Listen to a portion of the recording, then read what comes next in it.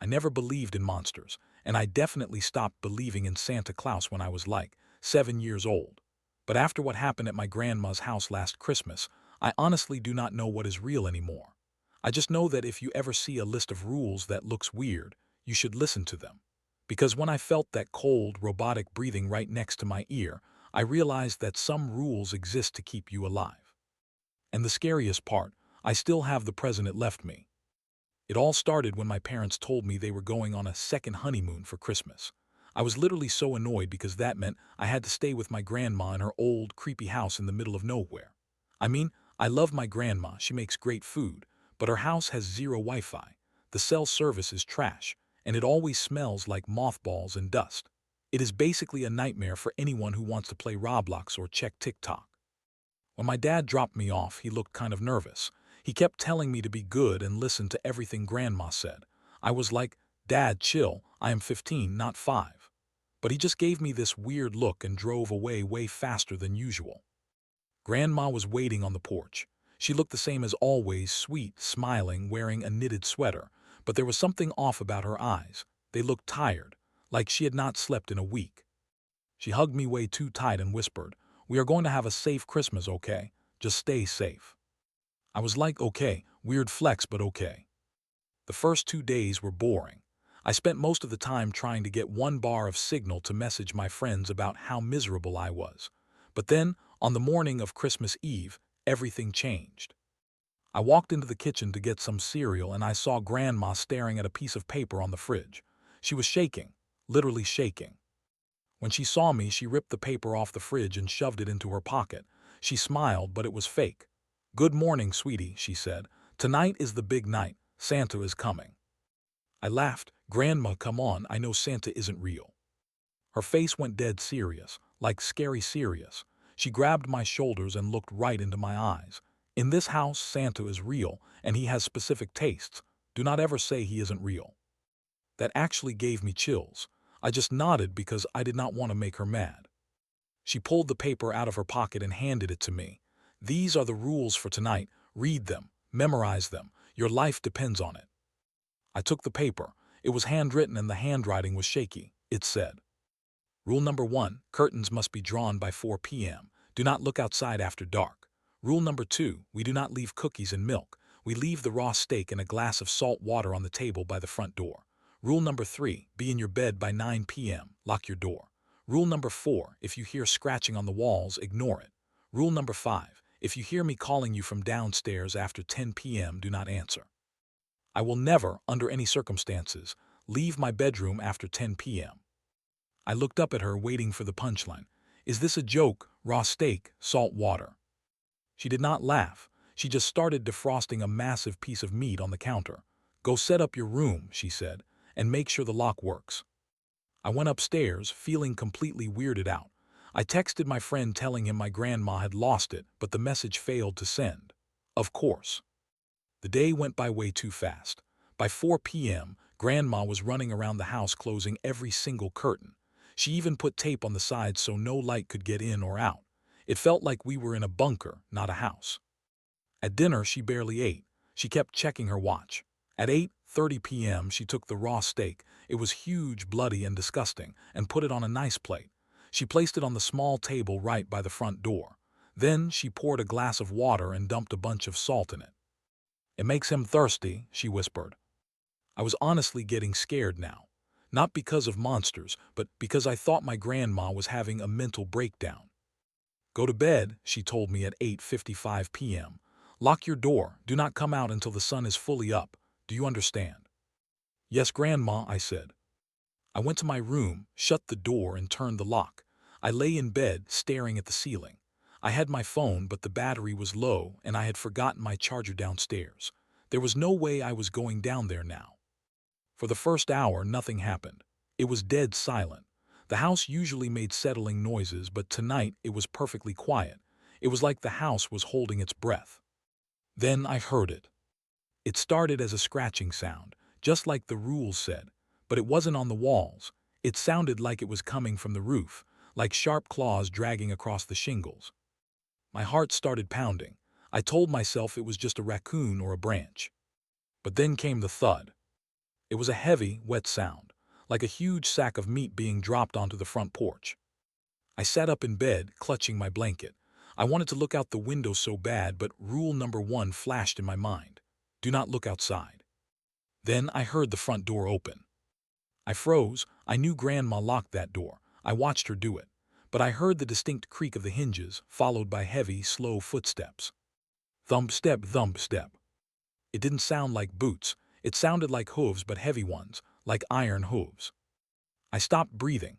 I listened as the footsteps walked to the little table where the steak was. There was a pause, then a disgusting wet tearing sound, like a dog eating food way too fast, chewing, swallowing, slurping. It was the grossest thing I have ever heard. Then the slurping stopped, and the footsteps started moving towards the stairs. I pulled the covers up to my nose. My brain was screaming at me to hide under the bed, but I was too paralyzed to move. The footsteps came up the stairs, creak, creak, creak. They stopped right outside my door. I saw the shadow of feet under the door gap. They were massive, and then I heard a voice, but it wasn't a human voice. It sounded like a machine trying to mimic a human. It was distorted, low, and glitchy. Ho, ho, ho. It didn't sound happy. It sounded hungry. Then the doorknob jiggled. I held my breath, tears streaming down my face. I checked the lock 3 times, but what if it wasn't enough? The knob rattled violently, like something was angry it couldn't get in. And then silence. For a full minute, nothing happened. I thought maybe it was over. But then I heard my grandma's voice. "Sweetie, are you awake?" It came from right outside my door, but it sounded slightly off. It was too smooth, too perfect. "Sweetie, I am so scared. Please open the door. I need to come in."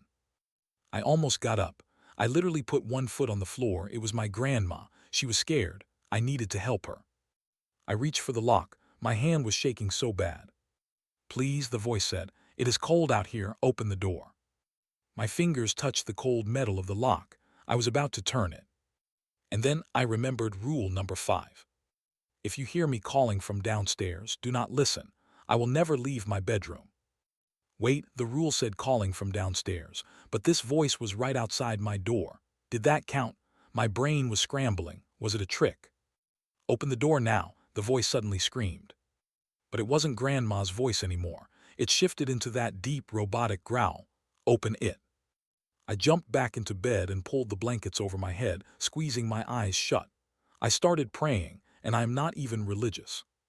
The banging on the door was so loud I thought the wood would splinter. The whole house shook. I could hear that robotic breathing through the wood. H HHZZZT. HHZZZT. I don't know how long it lasted. It felt like hours. Eventually, the banging stopped. I heard the footsteps walk away. They went down the hall. I heard another door open. My grandma's door. My heart stopped. Grandma didn't have a lock on her door. I listened. I waited for her to scream. I waited for the sound of an attack, but there was nothing, just silence. And then the footsteps went back downstairs. The front door creaked open, then slammed shut. Then came the sound of bells, but not nice Christmas bells. They sounded rusty, discordant, like metal scraping on metal, and then a whooshing sound like a vacuum sucking air out of the room. I did not sleep for a single second. I stayed under my blanket, sweating, shaking, waiting for the sun. When I finally saw gray light coming through the edges of the curtains, I waited another hour just to be safe. Finally, at 8 a.m., I unlocked my door. I walked out into the hallway. The floorboards outside my door were scratched deep, like gouged by knives. I ran to Grandma's room. "Grandma," I yelled. She was sitting in her bed, staring at the wall. She looked pale, like she had seen a ghost. When she saw me, she let out the biggest breath. "You followed the rules," she whispered. "Grandma, what was that?" I asked, my voice cracking. "It tried to trick me. It sounded like you." She just stood up and smoothed her nightgown. "It mimics what we love. That is how it gets in." We went downstairs together. The front door was unlocked. On the little table, the plate was clean, licked clean. The glass of salt water was empty. But that wasn't the worst part. Under the Christmas tree, which had been empty the night before, there was a single present. It was wrapped in dirty, red paper. It smelled like old copper and ozone. "Is that for me?" I asked. Grandma shook her head. "Do not touch it, we burn it." "But—" "No," she snapped. "We never accept gifts from him." She took the present with a pair of tongs from the fireplace and threw it into the wood stove. She lit a fire immediately. The wrapping paper didn't burn like paper. It sizzled and screamed. Literally, a high-pitched whistling scream came from the fire. I watched it burn until it was just ash. My parents picked me up later that day. They asked how Christmas was. Grandma told them we had a lovely, quiet time. I didn't say a word. I just wanted to go home. But here is the thing that keeps me awake at night. When I got home, I unpacked my bag, and hidden at the very bottom underneath my dirty clothes was a small red box. It was the same wrapping paper as the one Grandma burned. I don't know how it got there. I swear I didn't put it there. I sat on my bed for an hour just staring at it. Curiosity is a curse, guys. It really is, because I opened it. Inside was a toy soldier, but it wasn't made of wood or plastic. It felt like bone, and it was carved to look exactly like me. It was wearing my pajamas, and it had its eyes closed and its hands over its ears. There was a tiny note attached to it. It wasn't written in ink. It was scratched into the paper. It said, "Good listener, see you next year." I threw the thing in the trash, but the next morning it was back on my nightstand. I have tried to throw it away 3 times. I even buried it in the backyard. It always comes back, so now I just keep it in my drawer. I haven't told my parents. I haven't told my friends. But Christmas is coming up again soon. And this year, my parents want to go visit Grandma again. They said it is a tradition now. I told them I am sick. I told them I have plans. But my dad said we are all going as a family. So I am packing my bags. But this time I am bringing my own lock. And I am buying a huge bag of salt. If you are listening to this and you hear scratching on your walls this Christmas, do not look. Do not check. And for the love of everything, if you hear your mom or dad calling you from the other side of the door, make sure they aren't actually asleep in their room. Because Santa does not come down the chimney anymore. He comes through the front door, and he is very, very hungry.